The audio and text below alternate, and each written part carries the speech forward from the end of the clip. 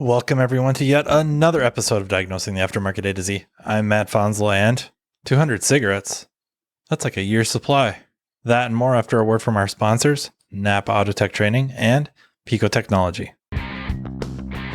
For 98 years, the NAPA name has meant quality parts and service. It also reflects top quality training programs to help you build a more successful vehicle repair business.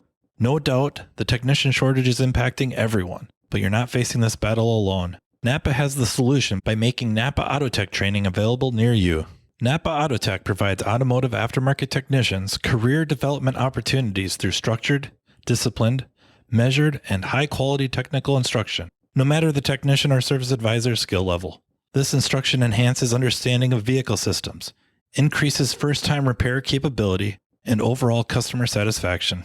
This instruction enhances understanding of vehicle systems, increases first-time repair capability, and overall customer satisfaction. It also prepares technicians to become ASE certified. It's a fact technicians who receive training to improve their knowledge and skills have a higher sense of job satisfaction. This reduces technician turnover and increases productivity, directly improving a shop's profitability. It is vital to the success of a shop's business that today's technicians are equipped to diagnose and repair today's complex vehicles. With our ever-changing technology, the technician's knowledge and skills need to be updated and refreshed on a regular basis. As you labor over the decision of whether to send your techs to get their skills sharpened, keep in mind, NAPA Autotech training is an investment, not an expense, and it's available to all. Much of NAPA Autotech's training is offered in more than one format to accommodate varieties of learning styles and training preferences so each person can maximize their learning. Whether you're more of a hands-on person or enjoy learning at your own pace, NAPA Autotech is here to provide you with the training you need in the format that works best for you. To learn more about what NAPA Autotech offers, contact napaautotech.com.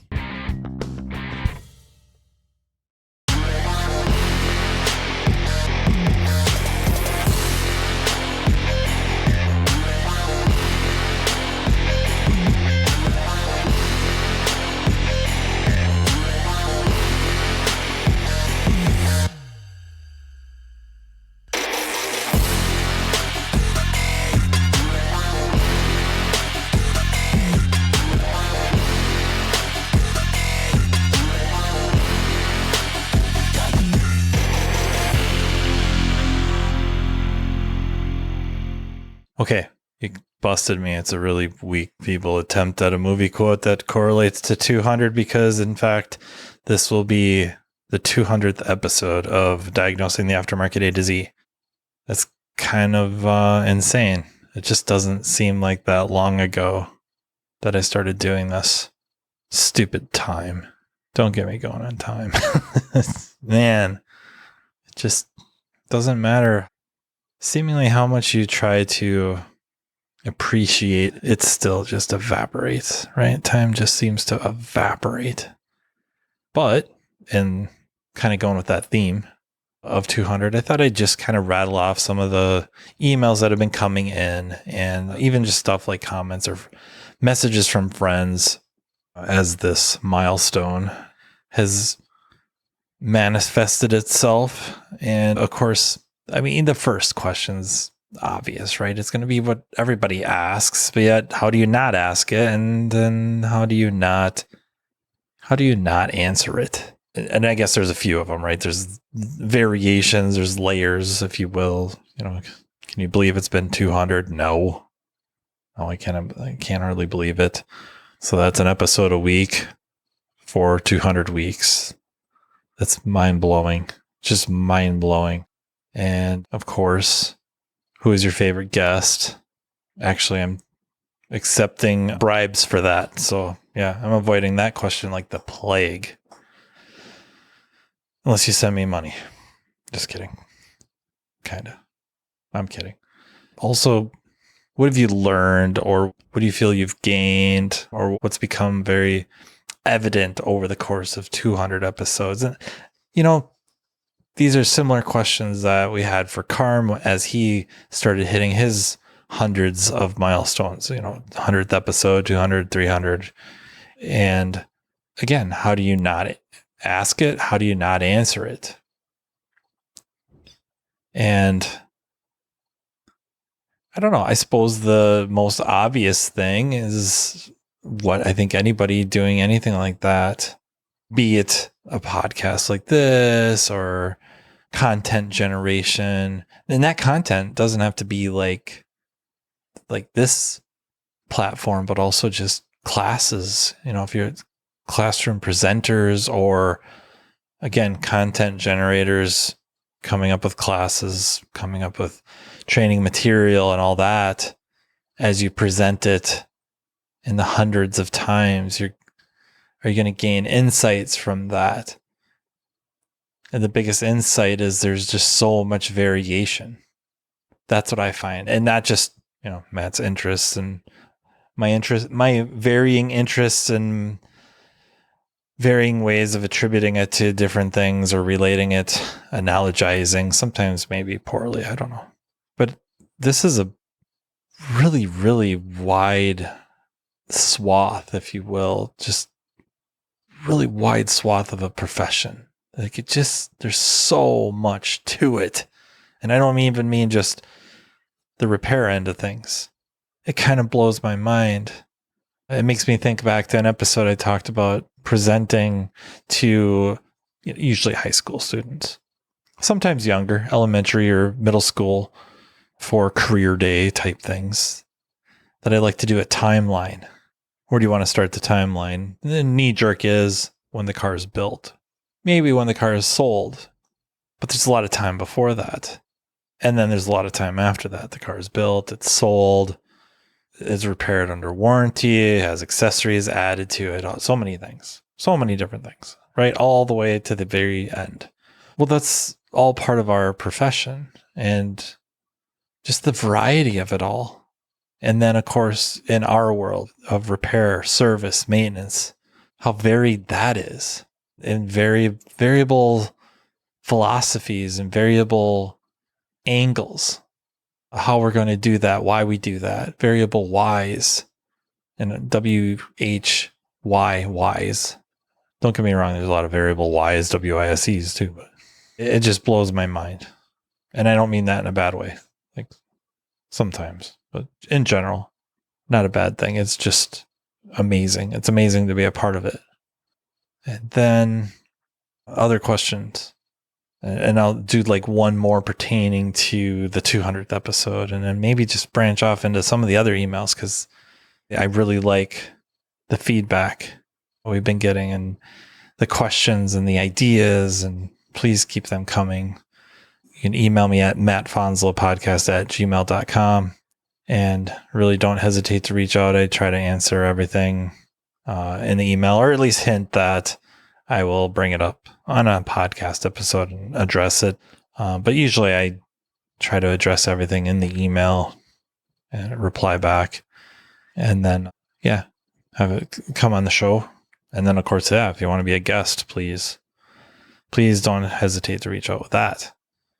But I guess what is the, looking back over all of it, what is the biggest jaw dropper?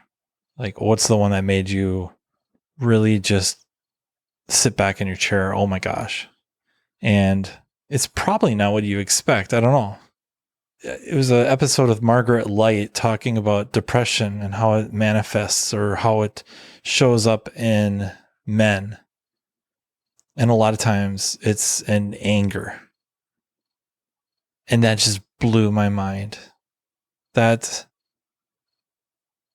I can think back through my career and those that struggled, if you will, or displayed kind of the more rage, the flying wrenches, the yelling and the swearing, and however that might be, and thinking they just had self-control type issues, or I don't know, I guess just quick to anger.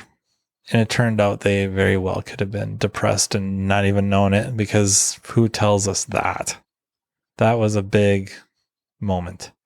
That one really comes to mind. That's the one I would have to go with. And now just some of the questions that come up that aren't related necessarily to 200 episodes. Looking to get into like opening up modules and trying to repair them.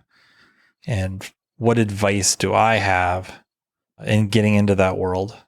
And there's probably going to be more training coming out, going to be more available. There's not a lot. Off the cuff, I can think of 2, I guess we'll go with 3 now that I think about it. The first one I know of doing it. And I have to preface that I'm thinking automotive repair specifically, because these types of classes were and are available to locksmiths. So that wasn't one of the 3 I was thinking of, but that could be a resource, is going into the locksmith world to gain some of that training. And I don't know that they really do the module repair, but they're going to be going into the modules, and part of the repair work is going to involve soldering, desoldering, reflowing, using tools and equipment like that, like soldering irons and desoldering stations and desoldering guns and hot air, stuff like that. So the locksmith world had that for quite a while. The ones I am aware of in our world would be Mike Christopherson's classes. He often is putting up stuff. I think he calls it a Promicon. And those will show up on social media. They show up on diag.net. So www.diag.net. He'll put up ads for that, where he's going to be hosting an event. The next one that comes to mind is Kevin Sutter and I think those will be under the banner of WorldPack. I have been to both of these, and excellent classes that really go into the basics of getting into the module. So it's running, using a soldering iron, hot air station, desoldering, the importance of flux. Like, we could keep going on and on about that. And then thirdly, and I think kind of not new to doing the work, but new to holding classes, as Keith Perkins with L1 training. So one of those 3 would be my advice. And then if it's really something you're going to get into, I would look into getting just the starter kits, the starter training kits, if you will. They're educational, they're circuit boards. They'll have I hate to abuse the word circuit board, but they will have boards with just soldering traces. Okay. It'll just look like a long trace of varying widths, but you practice laying the solder onto this and then desoldering it, removing it, using like a solder wick, something like that. And then they'll have resistors that you can solder on and desolder, and various components, I guess, MC or EPROMs, and then MCUs. Some of them will be projects. You can buy project kits that will then, it might do something. It might be a little, horn or a light or something, maybe, whatever. There's varying things that you can buy to do different things. If I want to sound super vague, but that's what it is. You want to press on some sort of a sensor, and the harder you push, the louder the horn goes, fine, or speaker, whatever you want to call it, alarm. You could have a motion detector alarm, set it up in your, room. And if somebody walks into your room or opens the door, it triggers it, makes a sound, different light display. There's so many things available. And yet those are going to be some of the very basic skills you're going to have to use with soldering irons, desoldering either irons or tools, solder wick, flux, stuff like that. And I guess just don't skimp. We're professionals. And I'd like the reference or the term, the advice, and I also don't like it.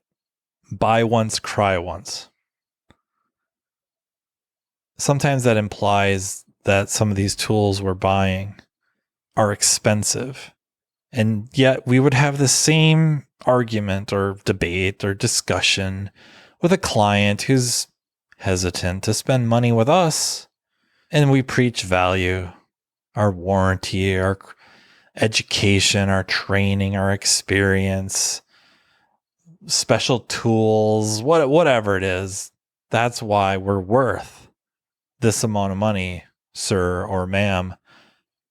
And then it comes time to pony up to buy any number of pieces of equipment, and all of a sudden that advice doesn't seem to play anymore. And then we skimp and end up in the long run, I think, spending more money. The instances of this are, it isn't limited to soldering irons. It's scan tools, scopes, meters, hoists, wrenches, you name it, sockets, impacts. Cheap, go cheap, go cheap. Then finally buy.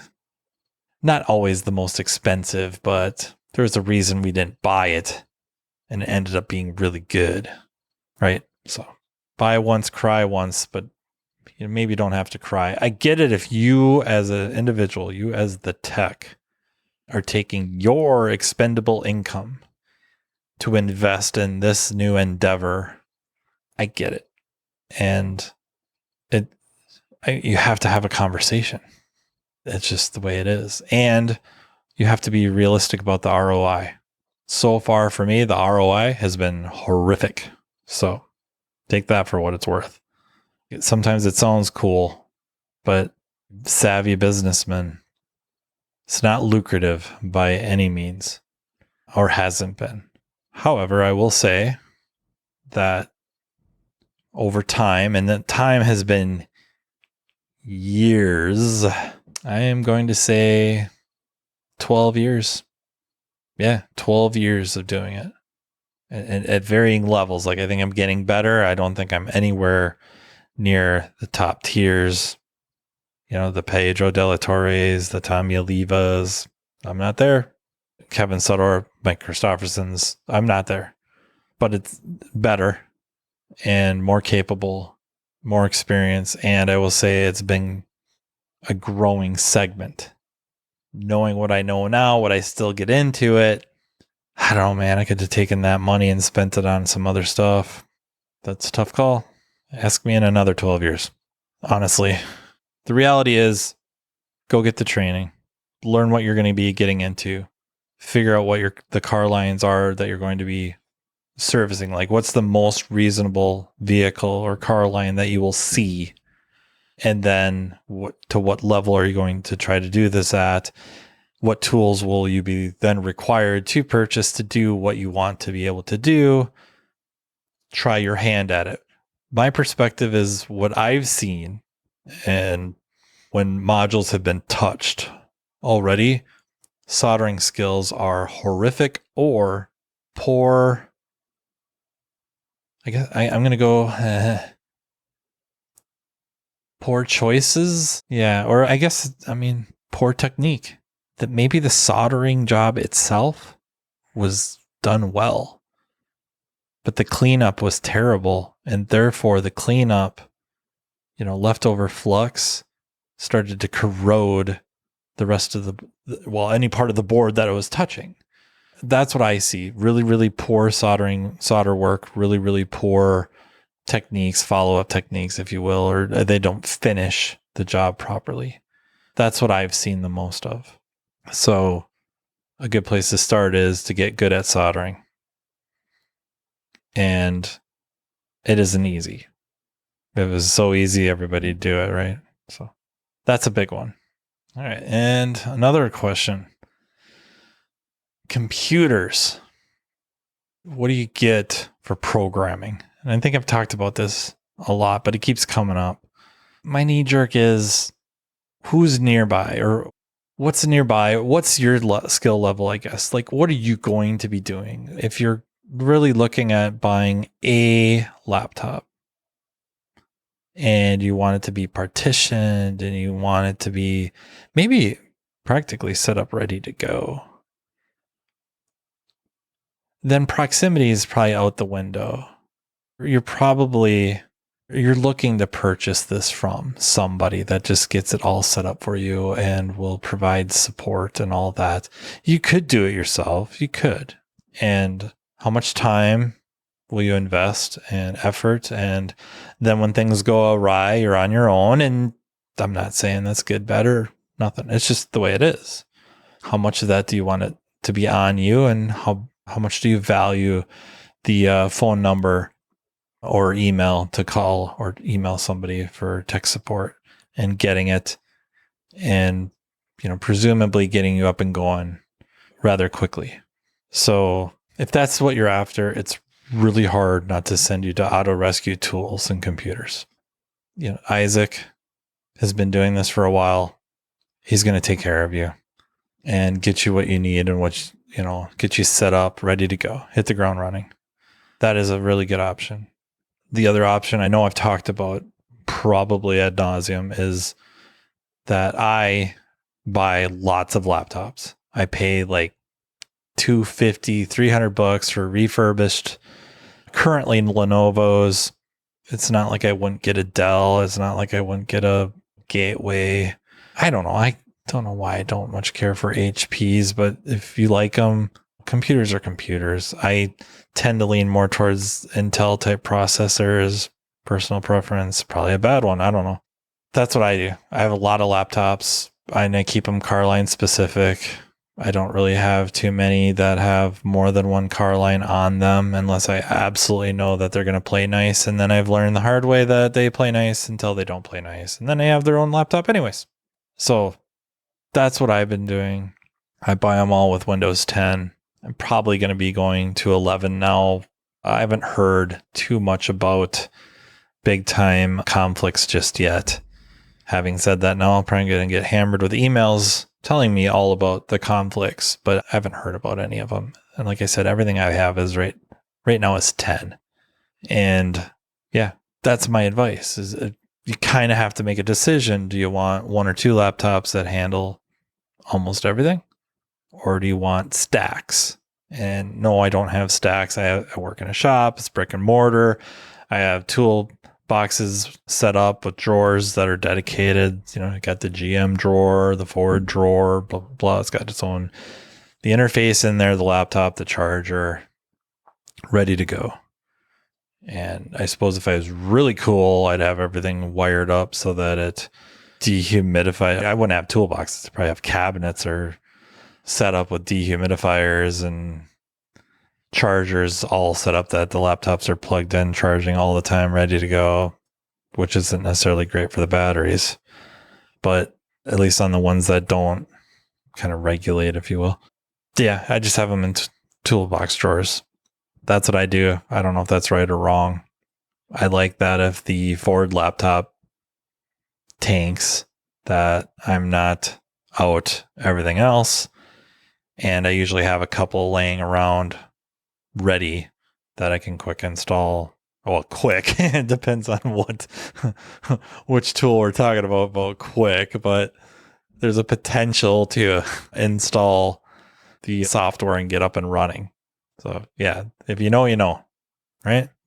I think that's where I will call it. I really do enjoy the emails. I know I didn't get a chance to rattle through a whole bunch of them this time around, but keep sending them, keep sending whatever questions. They can be technical, they can be personal, they can be anything and everything you want to talk about or hear talked about. And then again, if you want to be on, just shoot me a message, shoot me an email, and maybe an idea or two of what you want to talk about. And then we'll converse and get you on the show. I would also like to take a second to mention the other shows on the Aftermarket Radio Network, of which this podcast is a part of. Of course, you have kind of is Godfather I know he likes the word Godfather due to the heritage, but I don't know if that's technically accurate. Almost like father would be more accurate, but at least really one of the first, if not the first, to do it.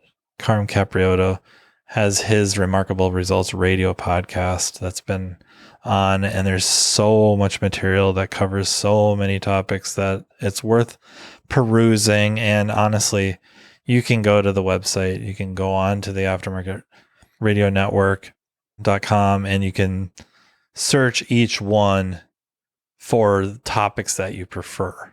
And then, you know what? Scroll through and look at some of the topics that you wouldn't initially think you'd prefer or be remotely interested in, because you might find out you're very interested in it.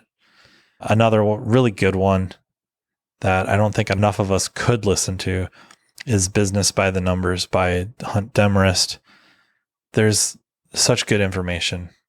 He's a CPA, only works with repair shops. Yes, that sounds like that would be only for owners and managers.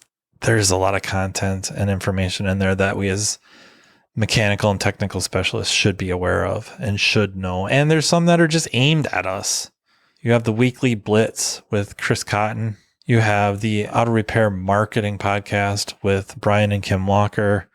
And then Bringing Up the Rear. You know, what can I say? Not only is he the FNG, but, you know, also it's like training wheels. Craig O'Neill with Speak Up. It's about communication. I don't know about you. I get tired of hearing about communication. Just kidding. It is a really, really good podcast. Don't tell him I said that, though. Its head just swells right up. One of these weeks, you're going to see I'm on that podcast, but luckily he brought a ringer in, his brother, Sean, who is the real deal. No, I mean, Sean was on there and he is the real deal, but Craig is also the real deal.